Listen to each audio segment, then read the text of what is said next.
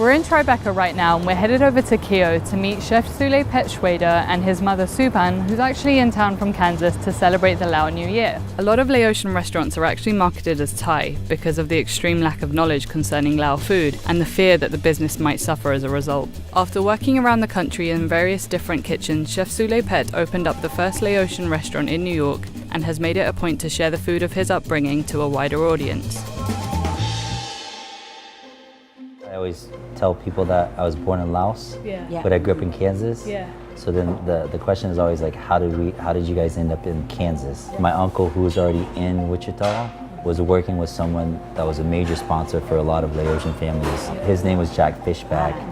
He was always considered the godfather of the Laotian community. The other thing that people are surprised about is that there is a decent Laotian community in Wichita. So growing up, my mom cooked traditional Laotian food. So tell me about Lao New Year and what's going to happen later on. Tonight, we're going to start with the blessing string over there. And the whole idea is to let the bad spirits out and then bring the good spirits in. So the menu tonight is really based on all traditional Laotian dishes that I grew up with. You know, I try to tell people there's no wrong way to eat it. You have sticky rice as the base. I think there's a saying, we're the children of sticky rice. Laotians are. I've heard that.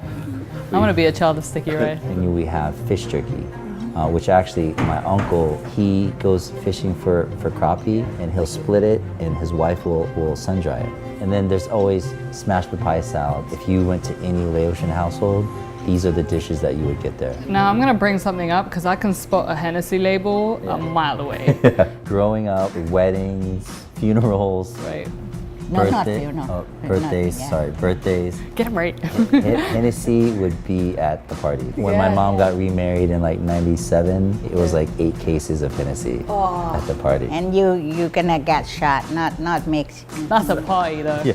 Thanks to the ever-giving Mekong River, fish is at the forefront of Laotian food. Sauces are always found on the table to dip into, and jiao som, also known as bang bang sauce at khe-yo, happens to be extremely spicy. Jerky in general is a way to sustain food, but in this context it allows you to taste fish prepared in a different way. Ka pun nampa is the soup that's found on the stove for those that came too late to the party. It's made from coconut milk, but it balances really well from the fat drawn out from the pork ribs that it's cooked with. And with any Laotian meal, the first thing that's set on the table is sticky rice. Alright, Mom, you wanna do the blessing? This year, come in, bad thing, go out. 3 good, and good. New Year's coming, the string gonna bless you and protect you. Thank you so much. Thank you. Thank you. I feel like this isn't even the whole spread and it's already looking amazing. Of course it isn't.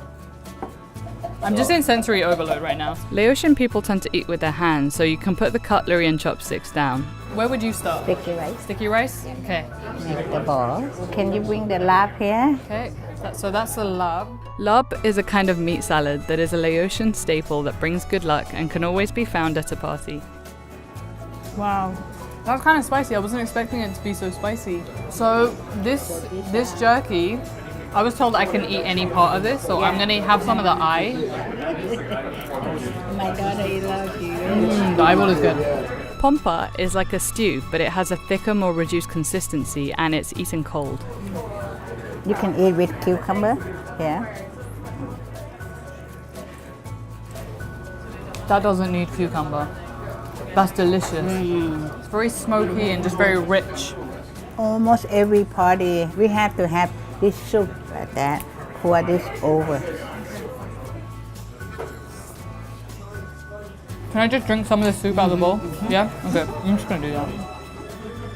Mokpa is fish that's steamed in banana leaves with basil, dill, lemongrass, and it seems simple, but the way it's prepared helps retain an unbelievable amount of flavor.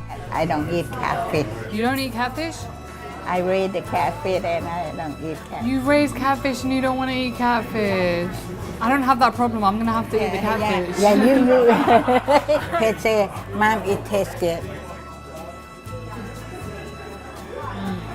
I'm sorry about your catfish friends, but that's delicious. Now, you want to try the bang bang?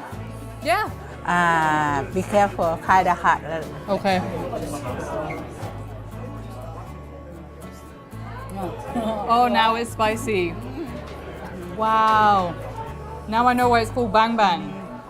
So how was everything? So delicious. Awesome. Sometimes when you have friend over, you get shot, you know. Thank you so much for watching. If you like what you saw, click here to see some more. All right, cheers, guys. Happy Be My. ครับสบายดีปีใหม่ Happy New Year. She's fine, you're fine. Okay. It's like I do this every day. The richness of Ethiopian culture is evident in its cuisine, and we're in Bushwick to meet Khadija Saraji over a plate of injera and to talk to her about the coffee ceremony that her cafe is named after, Bunna.